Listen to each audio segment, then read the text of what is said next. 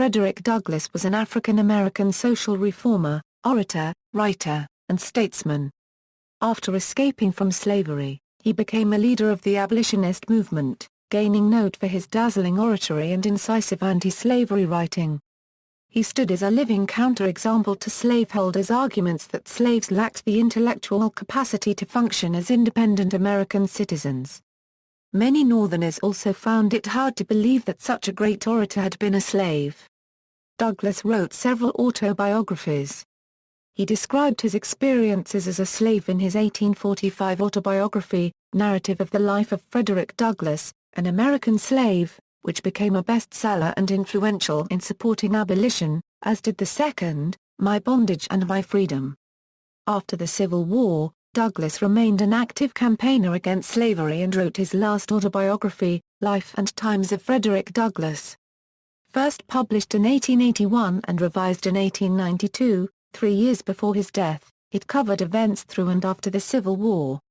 Douglass also actively supported women's suffrage, and held several public offices. Without his approval, Douglass became the first African-American nominated for Vice President of the United States as the running mate and vice presidential nominee of Victoria Woodhull on the impracticable, small, but far foreseeing Equal Rights Party ticket. A firm believer in the equality of all people, whether black, female, Native American, or recent immigrant, Douglass famously said, "I would unite with anybody to do right and with nobody to do wrong."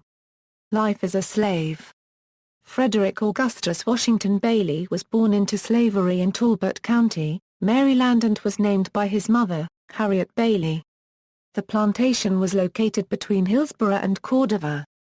His birthplace was likely his grandmother's shack east of Tapper's Corner and west of Tuckahoe Creek. Years later, after escaping to the north, he took the surname Douglass, having already dropped use of his two middle names. The exact date of Douglass' birth is unknown. He later chose to celebrate it on February 14.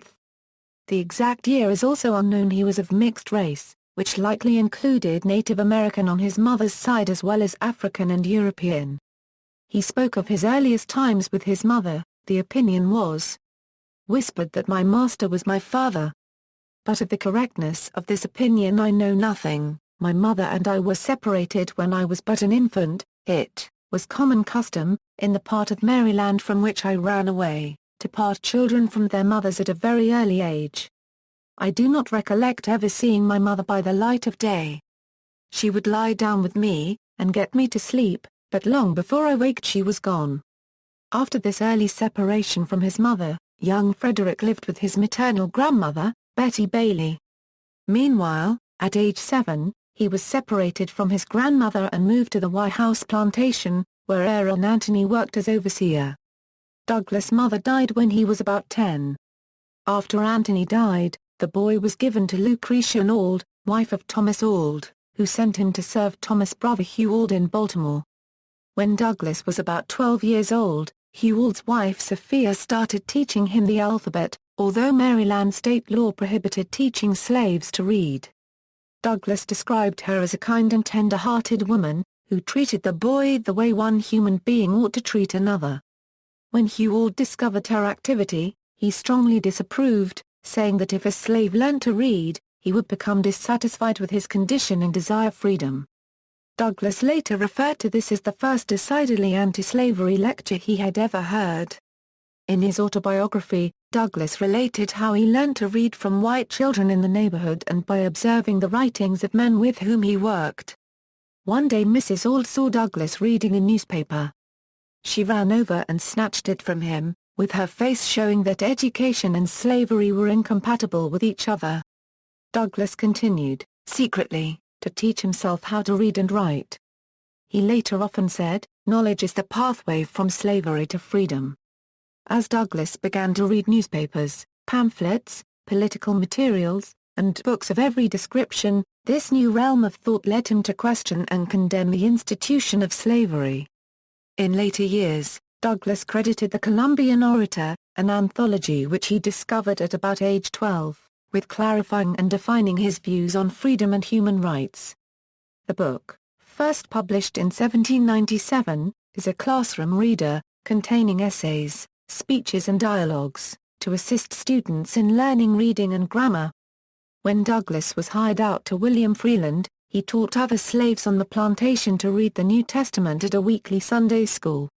As word spread, the interest among slaves in learning to read was so great that in any week, more than 40 slaves would attend lessons.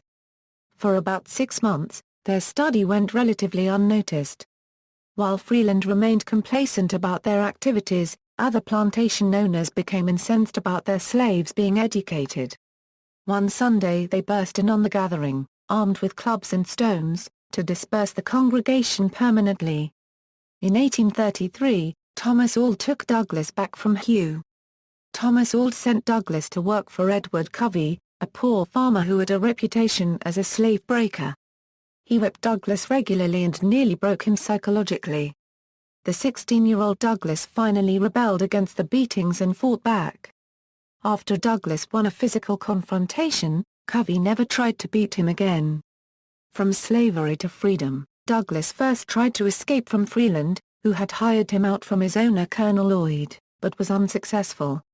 In 1836, he tried to escape from his new master Covey, but failed again. In 1837, Douglass met and fell in love with Anna Murray, a free black woman in Baltimore about 5 years older than he. Her free status strengthened his belief in the possibility of gaining his own freedom. On September 3, 1838, Douglass successfully escaped by boarding a Philadelphia, Wilmington and Baltimore Railroad train to the great northern cities. He jumped aboard the train a short distance east of the previous temporary PW&B train depot in the just-developed industrial, commercial and residential neighborhood of Canton at President and Fleet Streets, east of the basin of the Baltimore Harbor on the northwest branch of the Patapsco River. Young Douglass reached Havre de Grace, Maryland, in Harford County, in the northeast corner of the state, along the southwest shore of the Susquehanna River, which was the border with Pennsylvania and flowed into the Chesapeake Bay. Dressed in a sailor's uniform provided to him by Murray, who also gave him part of her savings to cover his travel costs, he carried identification papers which he had obtained from a free black seaman. Douglass crossed the wide Susquehanna River by the railroad steam ferry at Havre de Grace to Perryville on the opposite shore in Cecil County, then continued by train across the state line to Wilmington, Delaware, a large colonial port at the head of the Delaware Bay. From there, because of the incompleted rail line at that time, he went by steamboat along the Delaware River further northeast to the Quaker city of Philadelphia, Pennsylvania, an anti-slavery stronghold, and continued to the safe house of noted abolitionist David Ruggles in New York City. His entire journey to freedom took less than 24 hours. Frederick Douglass later wrote of his arrival in New York City. "I have often been asked, how I felt when first I found myself on free soil. And my readers may share the same curiosity. There is scarcely anything in my experience about which I could not give a more satisfactory answer. A new world had opened up on me. If life is more than breath, and the quick round of blood, I lived more in one day than in a year of my slave life. It was a time of joyous excitement which words can but tamely describe." In a letter written to a friend soon after reaching New York, I said, "I felt as one might feel upon escape from a den of hungry lions. Anguish and grief, like darkness and rain, may be depicted. But gladness and joy, like the rainbow, defy the skill of pen or pencil." Once Douglass had arrived, he sent for Murray to follow him north to New York. She brought with her the necessary basics for them to set up a home. They were married on September 15, 1838, by a black Presbyterian minister 11 days after Douglass' arrival in New York. At first, they adopted Johnson as their married name, to divert attention. Abolitionist and preacher. The couple settled in New Bedford, Massachusetts. After meeting and staying with Nathan and Mary Johnson, they adopted Douglass as their married name. Douglass thought of joining a white Methodist church, but from the beginning he was disappointed when he saw it was segregated. Later he joined the African Methodist Episcopal Zion Church, an independent black denomination established in New York City, which counted among its members Sojourner Truth and Harriet Tubman. He became a licensed preacher in 1839, and this helped him hone his oratorical skills. He held various positions, including steward, Sunday school superintendent, and sexton. In 1840, Douglass delivered a speech in Elmira, New York, then a station on the Underground Railroad. Douglass also joined several organizations in New Bedford, and regularly attended abolitionist meetings. He subscribed to William Lloyd Garrison's weekly journal The Liberator. Inspired by Garrison, Douglass later said, "No face and form ever impressed me with such sentiments of the hatred of slavery as did those of William Lloyd Garrison." So deep was this influence that in his last biography, Douglass confessed his paper took a place in my heart second only to the Bible. Garrison was likewise impressed with Douglass, and had written about his anti-colonialism stance in The Liberator as early as 1839. In 1841 Douglass first heard Garrison speak at a meeting of the Bristol Anti-Slavery Society. At another meeting, Douglass was unexpectedly invited to speak. After telling his story, Douglass was encouraged to become an anti-slavery lecturer. A few days later Douglass spoke at the Massachusetts Anti-Slavery Society's annual convention in Nantucket. Then 23 years old, Douglass conquered his nervousness and gave an eloquent speech about his rough life as a slave. In 1843, Douglass joined other speakers in the American Anti-Slavery Society's 100 Conventions Project, a 6-month tour at meeting halls throughout the eastern and midwestern United States. During this tour, slavery supporters frequently accosted Douglass. At a lecture in Pendleton, Indiana, an angry mob chased and beat Douglass before a local Quaker family, the Hardys, rescued him. His hand was broken in the attack. It healed improperly and bothered him for the rest of his life. A stone marker in Falls Park in the Pendleton Historic District commemorates this event. Autobiography.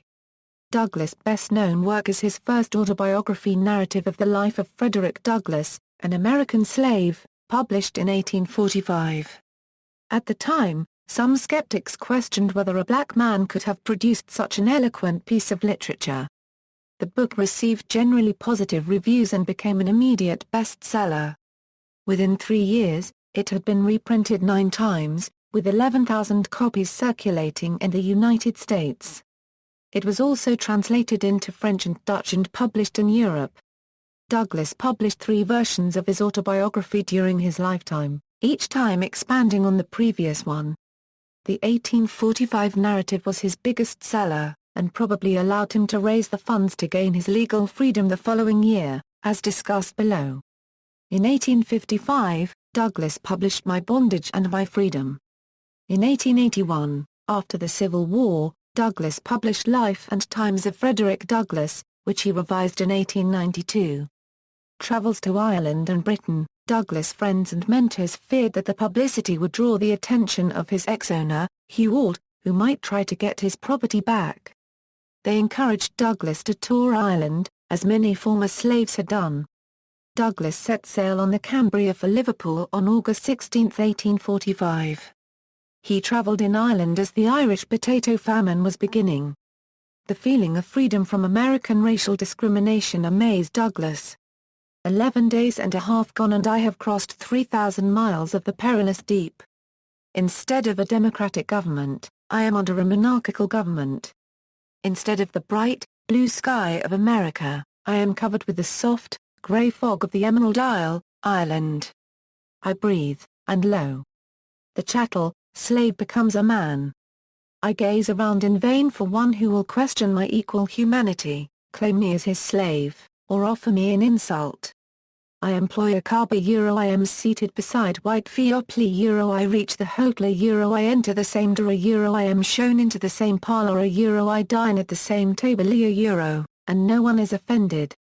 I find myself regarded and treated at every turn with the kindness and deference paid to white people. When I go to church, I am met by no upturned nose and scornful lip to tell me, we don't allow niggers in here. From My Bondage and My Freedom. He also met and befriended the Irish nationalist Daniel O'Connell, who was to be a great inspiration. Douglass spent 2 years in Ireland and Britain, where he gave many lectures in churches and chapels.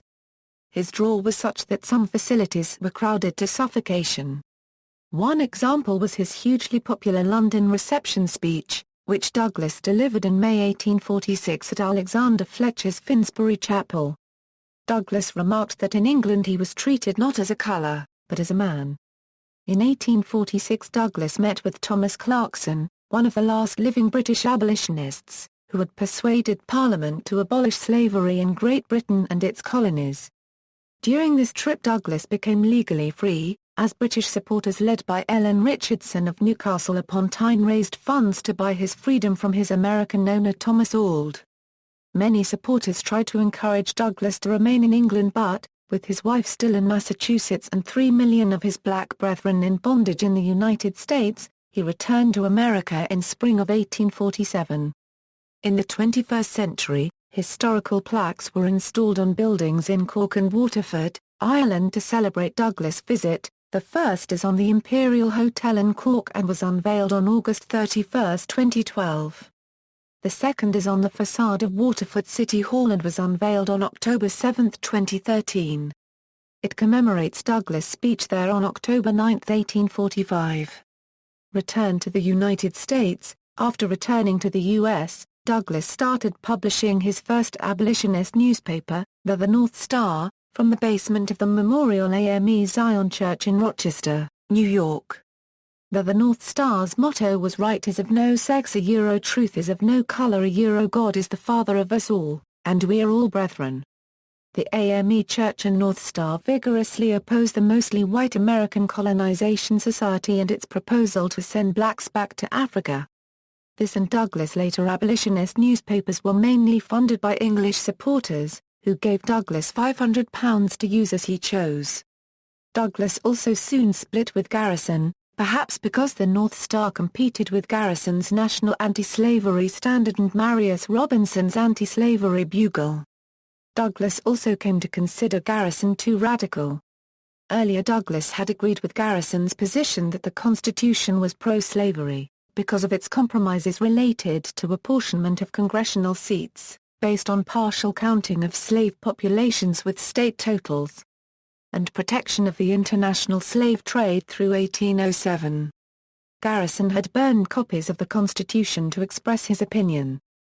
But, Lysander Spooner published The Unconstitutionality of Slavery, which explored the United States Constitution as an anti-slavery document. Douglass' change of opinion about the Constitution and his splitting from Garrison around 1847 became one of the abolitionist movement's most notable divisions. Douglass angered Garrison by saying that the Constitution could and should be used as an instrument in the fight against slavery. In September 1848, Douglass published an open letter addressed to his former master, Thomas Auld, berating him for his conduct, and inquiring after members of his family still held by Auld. In a graphic passage, Douglass asked Auld how he would feel if Douglass had come to take away his daughter Amanda as a slave, treating her the way he and members of his family had been treated by Auld. Women's rights. In 1848, Douglass was the only African American to attend the Seneca Falls Convention in upstate New York, at which women's rights were discussed. Elizabeth Cady Stanton asked the Assembly to pass a resolution asking for women's suffrage. Many of those present opposed the idea, including influential Quakers James and Lucretia Mott. Douglass stood and spoke eloquently in favor. He said that he could not accept the right to vote as a black man if women could not also claim that right. He suggested that the world would be a better place if women were involved in the political sphere. In this denial of the right to participate in government, not merely the degradation of women and the perpetuation of a great injustice happens, but the maiming and repudiation of one half of the moral and intellectual power of the government of the world. After Douglass' powerful words, the attendees passed the resolution. Also in the wake of the Seneca Falls Convention, Douglass used an editorial spot in his paper, The North Star, to press the case for women unregistered trademark rights in this public venue. The article was twofold. It recalled the marketability and dignity of the proceedings and briefly conveyed several arguments of the convention and feminist thought at the time. On the first count, Douglass acknowledged the decorum of the participants in the face of disagreement. The latter half discussed the primary document that emerged from the conference, a declaration of sentiments, and his own discussion of the Infanta-feminist cause. Strikingly, he expressed the belief that a discussion of the rights of animals would be regarded with far more complacency than would be a discussion of the rights of women, and Douglass noted the link between abolitionism and feminism, the overlap between the communities. His opinion as the prominent editor of the paper likely carried weight, and he stated the position of the North Star explicitly, we hold woman to be justly entitled to all we claim for man. This letter, written a week after the convention, reaffirmed the first part of the paper unregistered trademark's slogan, O right is of no sex. Later, after the Civil War, when the 15th Amendment to give freedmen and free blacks the right to vote was being debated, Douglass split with the Stanton-led faction of the women's rights movement. Douglass supported the amendment, which would grant suffrage to black men. Stanton opposed the 15th Amendment because it limited expansion of suffrage to black men. She predicted its passage would delay for decades the cause for women's right to vote.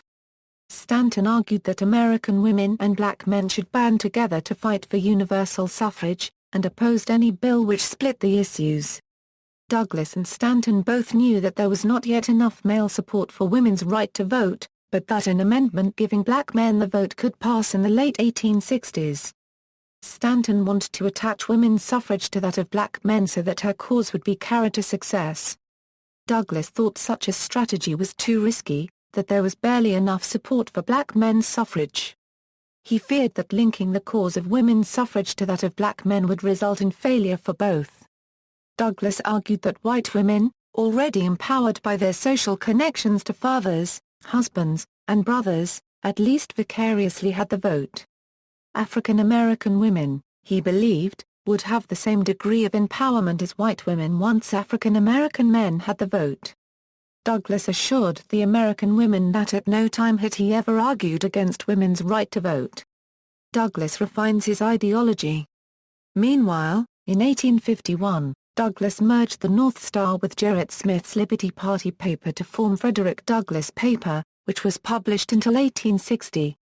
On July 5, 1852, Douglass delivered an address to the ladies of the Rochester Anti-Slavery Sewing Society. This speech eventually became known as, "What to the Slave is the 4th of July?" and some consider it the greatest anti-slavery oration ever given. Like many abolitionists, Douglass believed that education would be crucial for African Americans to improve their lives. This led Douglass to become an early advocate for school desegregation. In the 1850s, Douglass observed that New York's facilities and instruction for African American children were vastly inferior to those for whites.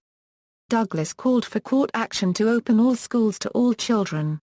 He said that full inclusion within the educational system was a more pressing need for African Americans than political issues such as suffrage. Douglass met John Brown, a radical abolitionist, when Brown visited Douglass' home 2 months before leading the raid on the Federal Armory in Harper's Ferry. However, Douglass disapproved of Brown's plan to start an armed slave rebellion in the South. Douglass believed that attacking federal property would enrage the American public. After the raid, Douglass fled for a time to Canada, fearing guilt by association as well as arrest as a co-conspirator. Years later, Douglass shared a stage in Harper's Ferry with Andrew Hunter, the prosecutor who secured Brown's conviction and execution.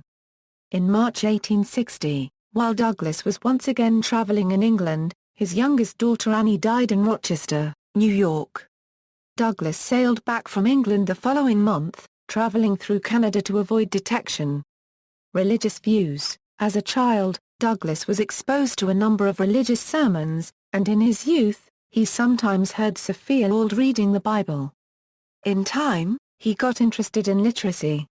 He began reading and copying Bible verses, and he eventually converted to Christianity.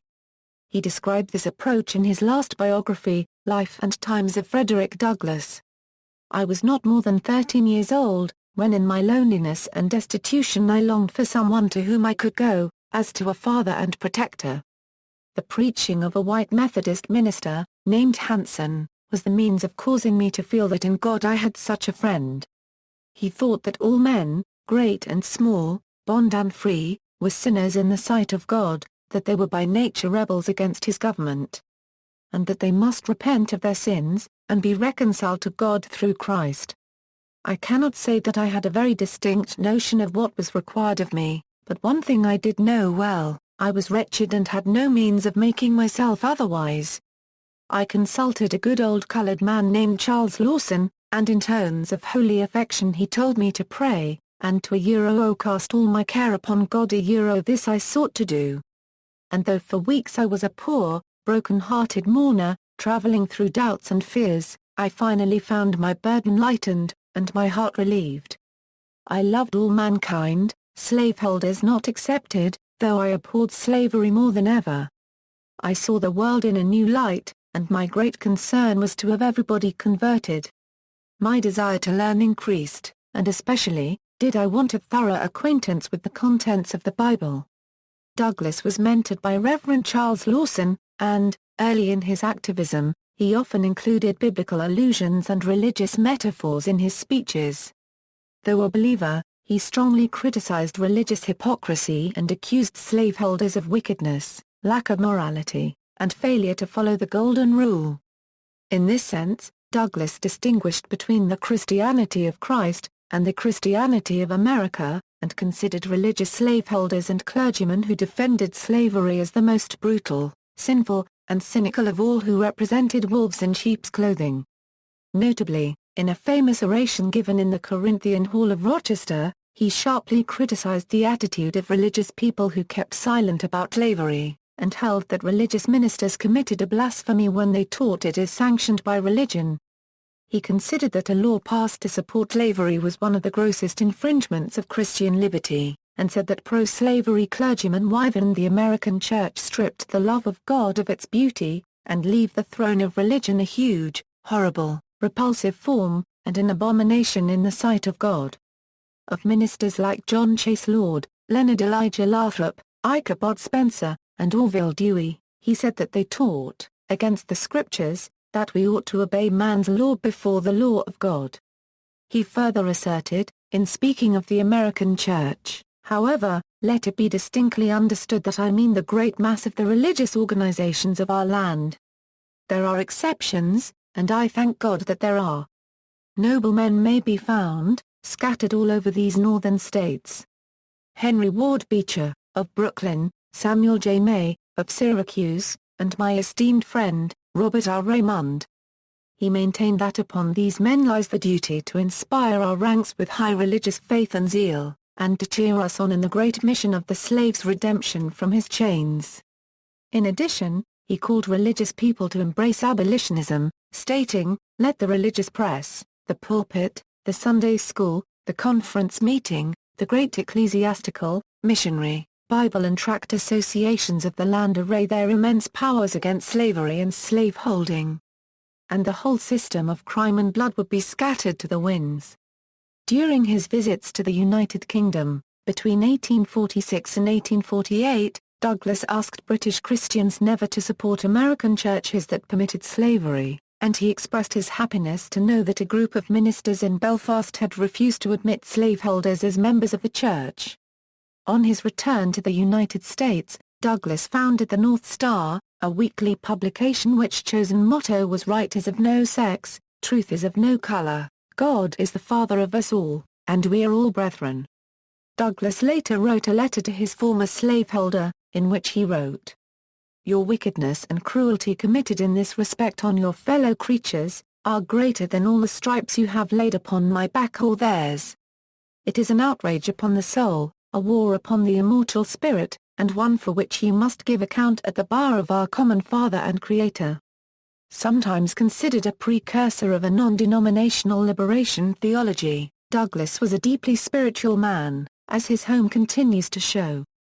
The fireplace mantel features busts of two of his favorite philosophers, David Friedrich Strauss, author of The Life of Jesus, and Ludwig Feuerbach, author of The Essence of Christianity. In addition to several Bibles and books about various religions in the library, images of angels and Jesus are displayed, as well as interior and exterior photographs of Washington unregistered trademark S Metropolitan African Methodist Episcopal Church. Throughout his life, Douglass had linked that individual experience with social reform, and like other Christian abolitionists, he followed practices such as abstaining from tobacco, alcohol and other substances that he believed corrupted body and soul. Civil War years. Before the Civil War, by the time of the Civil War, Douglass was one of the most famous black men in the country, known for his orations on the condition of the black race and on other issues such as women's rights. His eloquence gathered crowds at every location. His reception by leaders in England and Ireland added to his stature. Fight for emancipation and suffrage. Douglass and the abolitionists argued that because the aim of the Civil War was to end slavery, African Americans should be allowed to engage in the fight for their freedom. Douglass publicized this view in his newspapers and several speeches. Douglass conferred with President Abraham Lincoln in 1863 on the treatment of black soldiers, and with President Andrew Johnson on the subject of black suffrage. President Lincoln's Emancipation Proclamation, which took effect on January 1, 1863, declared the freedom of all slaves in Confederate-held territory. Douglass described the spirit of those awaiting the proclamation: "We were waiting and listening as for a bolt from the sky. We were watching by the dim light of the stars for the dawn of a new day. We were longing for the answer to the agonizing prayers of centuries." During the U.S. presidential election of 1864, Douglass supported John C. Farrar copyright Mont. Douglass was disappointed that President Lincoln did not publicly endorse suffrage for black freedmen. Douglass believed that since African American men were fighting in the American Civil War, they deserved the right to vote. With the North no longer obliged to return slaves to their owners in the South, Douglass fought for equality for his people. He made plans with Lincoln to move liberated slaves out of the South. During the war, Douglass also helped the Union by serving as a recruiter for the 54th Regiment Massachusetts Volunteer Infantry. His eldest son, Charles Douglass, joined the 54th Massachusetts Regiment, but was ill for much of his service. Lewis Douglass fought at the Battle of Fort Wagner. Another son, Frederick Douglass Jr., also served as a recruiter. After Lincoln's death. In his last autobiography, The Life and Times of Frederick Douglass, Douglass referred to Lincoln as America's greatest president. Moreover, the post-war ratification of the 13th Amendment outlawed slavery. The 14th Amendment provided for citizenship and equal protection under the law. The 15th Amendment protected all citizens from being discriminated against in voting because of race. On April 14, 1876, Douglass delivered the keynote speech at the unveiling of the Emancipation Memorial in Washington's Lincoln Park. In that speech, Douglass spoke frankly about Lincoln, noting what he perceived as both positive and negative attributes of the late president. Calling Lincoln the white man's president, Douglass criticized Lincoln's tardiness in joining the cause of emancipation, noting that Lincoln initially opposed the expansion of slavery but did not support its elimination. But Douglass also asked, "Can any colored man, or any white man friendly to the freedom of all men, ever forget the night which followed the first day of January 1863, when the world was to see if Abraham Lincoln would prove to be as good as his word?" Douglass also said, though Mr. Lincoln shared the prejudices of his white fellow countrymen against the Negro, it is hardly necessary to say that in his heart of hearts he loathed and hated slavery. The crowd, roused by his speech, gave Douglass a standing ovation. Lincoln's widow Mary Lincoln supposedly gave Lincoln's favorite walking stick to Douglass in appreciation. That walking stick still rests in Douglass' final residence, Cedar Hill, now preserved as the Frederick Douglass National Historic Site. Reconstruction era. After the Civil War, Douglass continued to work for equality for African Americans and women. Due to his prominence and activism during the war, Douglass received several political appointments. He served as president of the Reconstruction era Freedmen's Savings Bank. Douglass also became Chaga copyright d'affaires for the Dominican Republic, but resigned that position after 2 years because of disagreements with U.S. government policy. Meanwhile, white insurgents had quickly arisen in the South after the war, organizing first as secret vigilante groups, including the Ku Klux Klan. Armed insurgency took different forms. Powerful paramilitary groups included the White League and the Red Shirts, both active during the 1870s in the Deep South. They operated as the military arm of the Democratic Party, turning out Republican office holders and disrupting elections. More than 10 years after the end of the war, Democrats regained political power in every state of the former Confederacy and began to reassert white supremacy. They enforced this by a combination of violence, late 19th century laws imposing segregation and a concerted effort to disfranchise African Americans. New labor and criminal laws also limited their freedom. In an effort to combat these efforts, Douglass supported the presidential campaign of Ulysses S. Grant in 1868. In 1870, Douglass started his last newspaper, The New National Era, attempting to hold his country to its commitment to equality. After the midterm elections, Grant signed the Civil Rights Act of 1871, and the Second and Third Enforcement Acts. Grant used their provisions vigorously, suspending habeas corpus in South Carolina and sending troops there and into other states. Under his leadership over 5,000 arrests were made. Grant's vigor in disrupting the Klan made him unpopular among many whites, but earned Douglass praise. An associate of Douglass wrote of Grant that African Americans will ever cherish a grateful remembrance of his name, fame and great services. In 1872, Douglass became the first African American nominated for Vice President of the United States, as Victoria Woodhull's running mate on the Equal Rights Party ticket. He was nominated without his knowledge. Douglass neither campaigned for the ticket nor acknowledged that he had been nominated. However, during that year Douglass' home on South Avenue in Rochester, New York, burned down. Arson was suspected. A complete issue of the North Star was lost. Douglass then moved to Washington, D.C. Throughout the Reconstruction era, Douglass continued speaking, and emphasized the importance of work, voting rights and actual exercise of suffrage. Douglass' stump speech for 25 years after the end of the Civil War emphasized work to counter the racism that was then prevalent in unions. In a speech delivered on November 15, 1867, Douglass said, "A man's rights rest in three boxes: the ballot box, jury box and the cartridge box.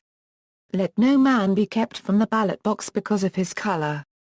Let no woman be kept from the ballot box because of her sex."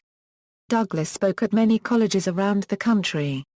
These included Bates College in Lewiston, Maine, in 1873. Family life.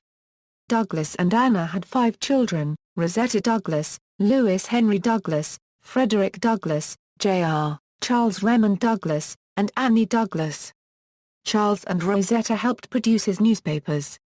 Anna Douglass remained a loyal supporter of her husband's public work, even though Douglass' relationships with Julia Griffiths and Ottilie Arsing, 2 women he was professionally involved with, caused recurring speculation and scandals.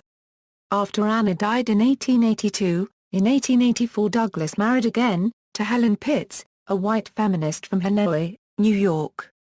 Pitts was the daughter of Gideon Pitts, Jr., an abolitionist colleague and friend of Douglass. A graduate of Mount Holyoke College, Pitts worked on a radical feminist publication named Alpha while living in Washington, D.C. The marriage provoked a storm of controversy, since Pitts was both white and nearly 20 years younger than Douglass. Her family stopped speaking to her. His children considered the marriage a repudiation of their mother. However, feminist Elizabeth Cady Stanton congratulated the couple. Douglass responded to the criticisms by saying that his first marriage had been to someone the color of his mother, and his second to someone the color of his father. Final years in Washington, D.C. The Freedmen's Savings Bank went bankrupt in 1874, mere months after Douglass became its president. During that same economic crisis, his final newspaper, The New Era, failed as well. When Republican Rutherford B. Hayes was elected president, Douglass accepted an appointment as United States Marshal for the District of Columbia, which helped assure his family's financial security. Also in 1877, Douglass visited Thomas Auld, who was by then on his deathbed, and the 2 men reconciled. Douglass had met Auld's daughter, Amanda Old Sears, some years prior. She had requested the meeting and had subsequently attended and cheered one of Douglas' speeches. Her father complimented her for reaching out to Douglas.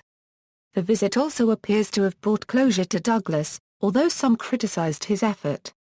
That same year, Douglas bought the family's final home in Washington, D.C., on a hill above the Anacostia River. He and Anna named it Cedar Hill. They expanded the house from 14 to 21 rooms, and included a china closet. 1 year later, Douglas purchased adjoining lots and expanded the property to 15 acres. The home is now preserved as the Frederick Douglass National Historic Site. In 1881, Douglas both published the final edition of his autobiography, The Life and Times of Frederick Douglass, and received another political appointment, as Recorder of Deeds for the District of Columbia. However, Anna Murray Douglas died in 1882, leaving the widower devastated. After a period of mourning, Douglas found new meaning from working with activist Ida B. Wells. He also remarried in 1884, as mentioned above. Douglas also continued his speaking engagements and travel, both in the United States and abroad. With his new wife, Helen, Douglas traveled to England, Ireland, France, Italy, Egypt and Greece from 1886 to 1887. Douglas also became known for advocating Irish Home Rule and supported Charles Stewart Parnell in Ireland. At the 1888 Republican National Convention, Douglas became the first African American to receive a vote for President of the United States in a major party's roll call vote. That year, Douglas spoke at Claflin College, a black college in Orangeburg, South Carolina, and the oldest such institution in the state. Many African Americans, called exodusters, escaped the Klan and reimposed racially discriminatory laws in the South by moving to large northern cities, as well as to places like Kansas where some formed all-black towns to have a greater level of freedom and autonomy. Douglas did not favor this, nor the Back to Africa movement, which he thought resembled the American colonization society he had fought in his youth. In 1892, at an Indianapolis conference convened by Bishop Henry McNeil Turner, Douglas spoke out against the separatist movements, urging blacks to stick it out. However, some audiences condemned and booed him for this position. Speaking in Baltimore in 1894, Douglas said, "I hope and trust all will come out right in the end, but the immediate future looks dark and troubled. I cannot shut my eyes to the ugly facts before me." The Republic of Haiti appointed Douglas Minister Resident and Consul General in 1889, but the position lasted for little over a year. In 1892, Douglas became Haiti's commissioner to the Chicago World's Columbian Exposition. In 1892, Douglas constructed rental housing for blacks, now known as Douglas Place, in the Fells Point area of Baltimore. The complex still exists, and in 2003 was listed on the National Register of Historic Places. Death. On February 20, 1895, Douglas attended a meeting of the National Council of Women in Washington, D.C. During that meeting, he was brought to the platform and received a standing ovation. Shortly after he returned home, Frederick Douglass died of a massive heart attack or stroke. His funeral was held at the Metropolitan African Methodist Episcopal Church. Thousands passed by his coffin to show their respect. Although Douglass had attended several churches in the nation's capital, he had a pew here and donated 2 standing candelabras when this church had moved to a new building in 1886. He also gave many lectures there, including his last major speech, The Lesson of the Hour.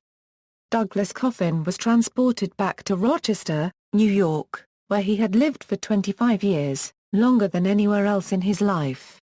He was buried next to Anna in the Douglass family plot of Mount Hope Cemetery, and Helen joined them in 1903.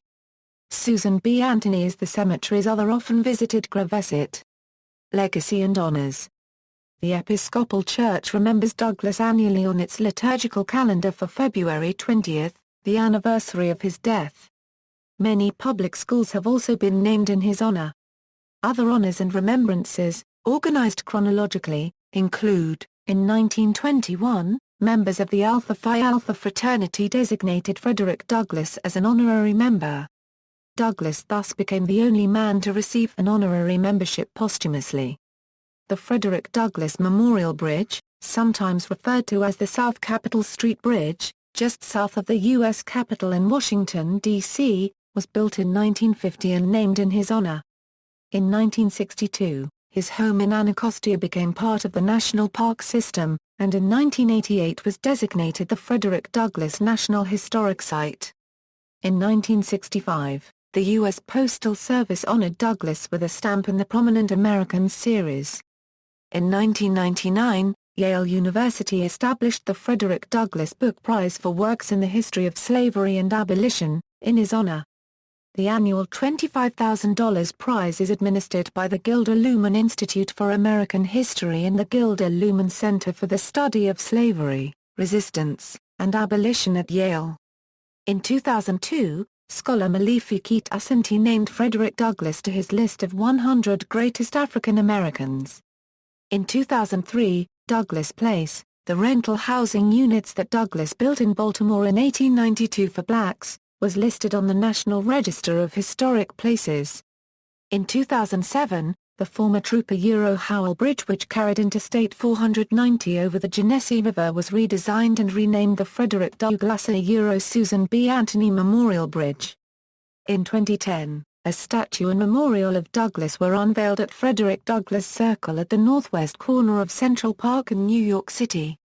Also in 2010, the New York Writers Hall of Fame inducted Douglass in its inaugural class. On June 12, 2011, Talbot County, Maryland, honored Douglass by installing a 7-foot bronze statue of Douglass on the lawn of the county courthouse in Easton, Maryland. The Frederick Douglass Institute is a Westchester University program for advancing multicultural studies across the curriculum and for deepening the intellectual heritage of Frederick Douglass. On June 19, 2013, a statue of Douglass by Maryland artist Stephen Reitzman was unveiled in the United States Capitol Visitor Center as part of the National Statuary Hall collection, the first statue representing the District of Columbia. Works. Writings: A Narrative of the Life of Frederick Douglass, an American Slave, The Heroic Slave. Autographs for Freedom. Ed. Julia Griffiths, Boston, Jewett and Company, 1853 ppA 174 €239. My Bondage and My Freedom, Life and Times of Frederick Douglass. Douglass founded and edited the abolitionist newspaper The North Star from 1847 to 1851. He merged the North Star with another paper to create the Frederick Douglass paper. In the words of Frederick Douglass, quotations from Liberty's Champion. Edited by John O. McKivigan and Heather L. Kaufman. Ithaca and London, Cornell University Press, 2012.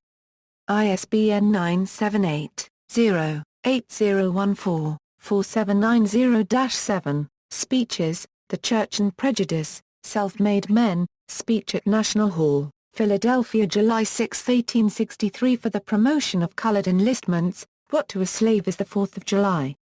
Douglass in Arts and Literature. The 1989 film Glory featured Frederick Douglass as a friend of Francis George Shaw.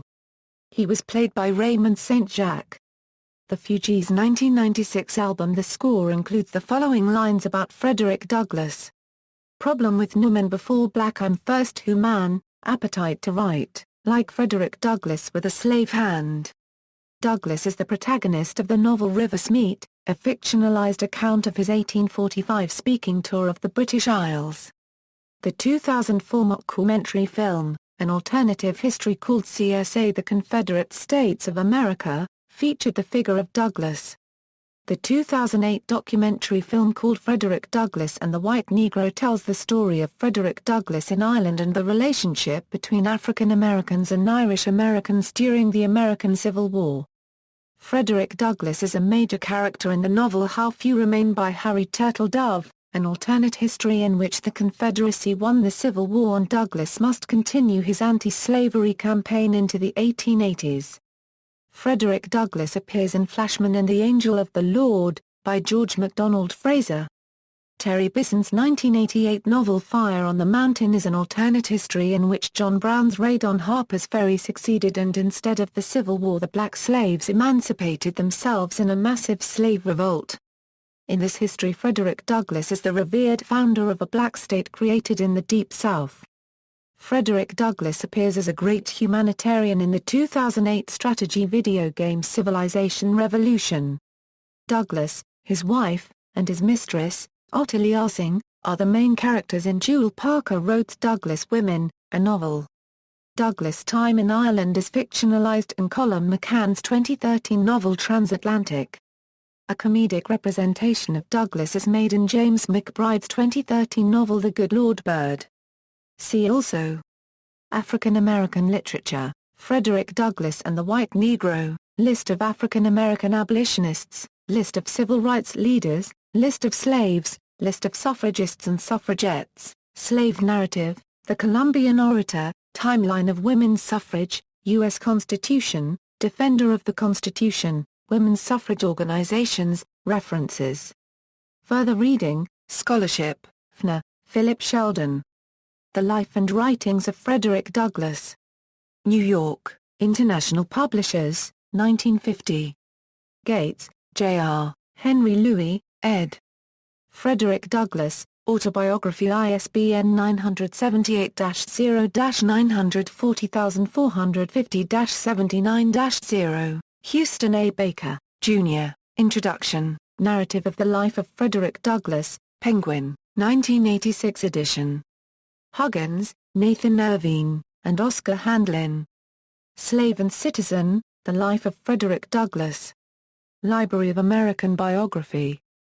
Boston, Little, Brown, 1980. Longman.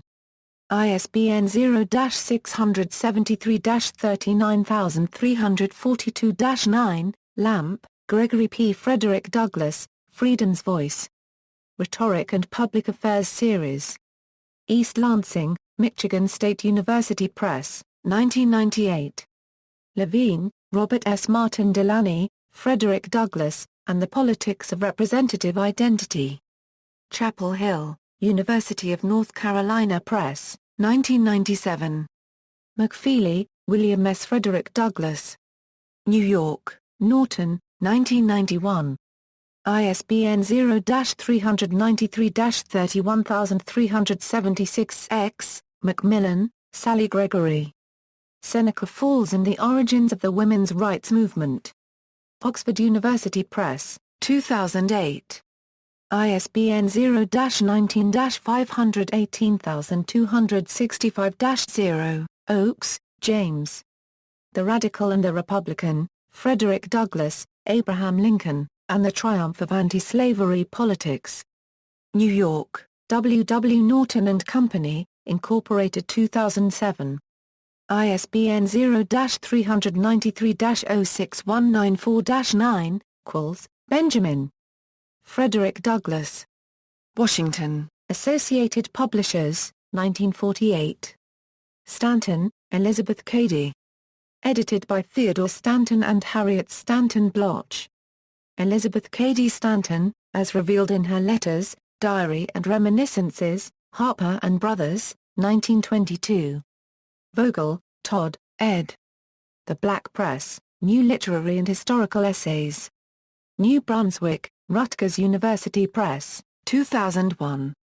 Weber, Thomas, Deep Like Rivers, Education in the Slave Quarter Community 1831–1865. New York, W. W. Norton and Company, Incorporated, Woodson, C.G., The Education of the Negro Prior to 1861, A History of the Education of the Colored People of the United States from the Beginning of Slavery to the Civil War. New York, G. P. Putnam, Unregistered Trademark Sons. Indie Pub.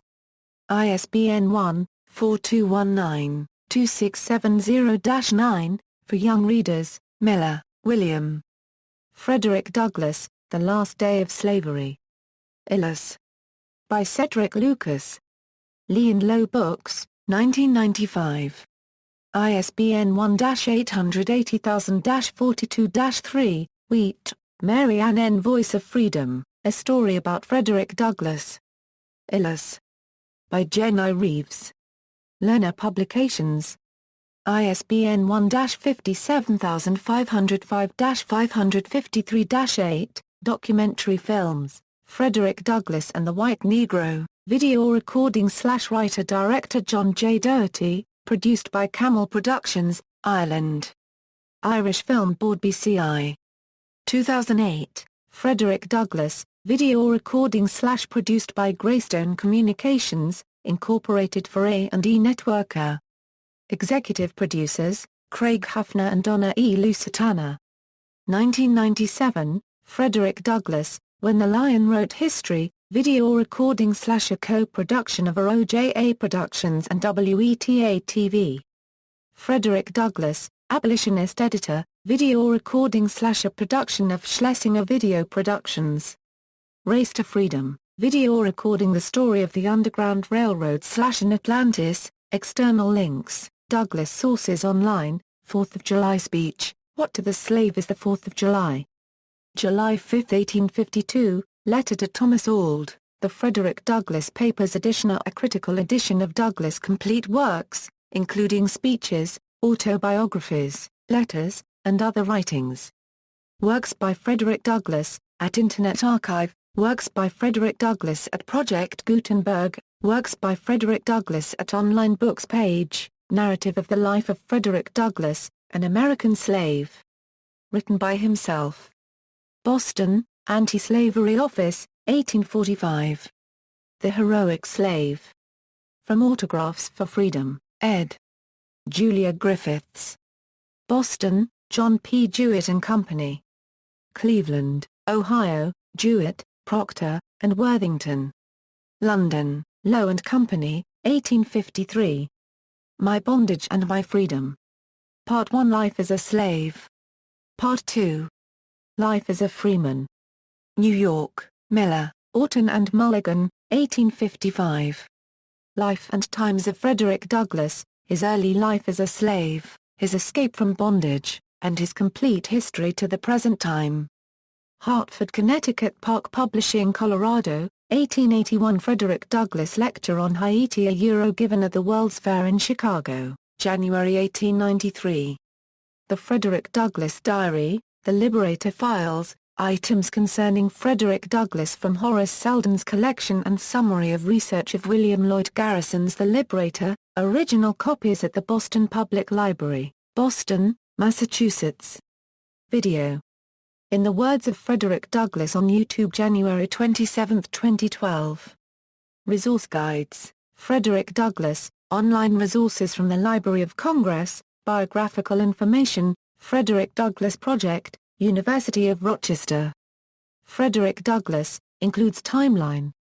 Timeline of Frederick Douglass and family, timeline of the life of Frederick Douglass features key political events. Read more about Frederick Douglass, Frederick Douglass NHS Douglass Life, Frederick Douglass NHS Cedar Hill, National Park Service website, Frederick Douglass Western New York Suffragists Mr. Lincoln and Freedom, Frederick Douglass Mr. Lincoln's White House, Frederick Douglass, at C-SPAN's American Writers, A Journey Through History, Memorials to Frederick Douglass National Historic Site, Washington, D.C. Home of Frederick Douglass Gardens at Cedar Hill, Frederick Douglass Gardens, Frederick Douglass Circle, in Harlem.